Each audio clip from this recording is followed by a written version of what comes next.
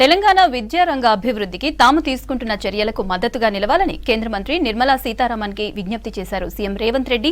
తెలంగాణలో అత్యధిక సంఖ్యలో ఉన్న బీసీ, ఎస్సీ, ఎస్టీ, మైనారిటీ వర్గాల పిల్లలకు నాణ్యమైన విద్యను అందించేందుకు రాష్ట్ర ప్రభుత్వం తీసుకుంటున్న చర్యలను కేంద్ర మంత్రికి సీఎం వివరించారు. కేంద్ర ఆర్థిక శాఖ మంత్రి నిర్మలా సీతారామన్ తో సీఎం, డిప్యూటీ సీఎంలతో పాటు ఎంపీలు పార్లమెంట్లోని ఆమె ఛాంబర్లో భేటీ అయ్యారు.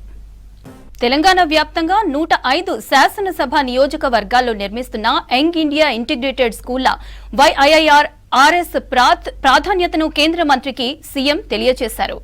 5 నుంచి 12 తరగతుల వరకు ఉండే ఒక్కో YIIRS లో 2560 మంది విద్యార్థులు ఉంటారని, మొత్తంగా 105 పాఠశాలల్లో 2.70 లక్షల మంది విద్యార్థులకు ప్రత్యక్షంగా నాణ్యమైన విద్యా బోధన లభిస్తుందని సీఎం వివరించారు.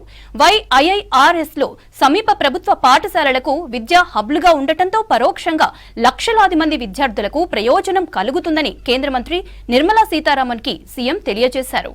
అత్యాధునిక వసతులు, ల్యాబొరేటరీలు, స్టేడియాలతో నిర్మించే ఈ 105 యంగ్ ఇండియా ఇంటిగ్రేటెడ్ రెసిడెన్షియల్ స్కూళ్ల నిర్మాణానికి 21,000 కోట్ల వ్యయమవుతుందని కేంద్ర మంత్రికి సీఎం తెలిపారు. అలాగే రాష్ట్రంలోని జూనియర్, డిగ్రీ, సాంకేతిక కళాశాలలు, ఇతర ఉన్నత విద్యా సంస్థల్లో ఆధునిక ల్యాబ్లు, ఇతర మౌలిక వసతుల కల్పనకు మరో 9,000 కోట్లు వెచ్చించనున్నట్లు కేంద్ర మంత్రికి వివరించారు.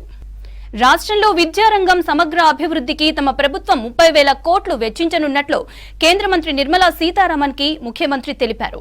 ఈ నిధుల సమీకరణకు తాము ప్రత్యేక ప్రయోజన సంస్థ SPC ఏర్పాటు చేస్తున్నామన్నారు. దాని ద్వారా సేకరించే రుణాలకు FRBM పరిమితి నుంచి మినహాయించాలని కేంద్ర మంత్రికి సీఎం విజ్ఞప్తి చేశారు.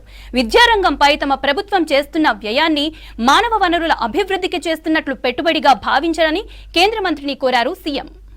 యంగ్ ఇండియా రెసిడెన్షియల్ స్కూళ్ల ఏర్పాటు తెలంగాణలో విద్యారంగ అభివృద్ధిపై ముఖ్యమంత్రి రేవంత్ రెడ్డి చూపుతున్న చొరవను కేంద్ర మంత్రి నిర్మలా సీతారామన్ ప్రశంసించారు. YIIRS మోడల్ బాగుందన్న కేంద్ర మంత్రి SPCకి సంబంధించిన వివరాలను అందజేయాలని సూచించారు.